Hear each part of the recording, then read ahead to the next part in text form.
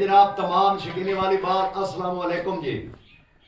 सब तो पहले जनाब जितने बुजुर्ग तशरीफ फरमाओ, मैं तमाम दोस्तों का भाइयों का खिलाड़ियों का शुक्रगुजार हाँ। तुसी नंबरदार साहब को आए हो, तुसा टाइम कीमती कढ़िया, तुहाडे टाइम का बहुत बहुत शुक्रिया।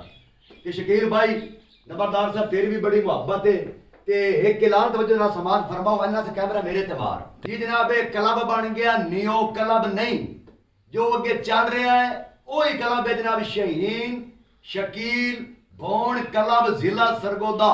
फिर सुन लो, शहीन शकील भोन क्लब जिला सरगोदा। क्लब वही है शहीन, लेकिन वो ट्रेन चलती रहती, सवारियां ला चाह लगी रहती, कोई नवी गल नहीं, खिलाड़ी आते जाते रहते।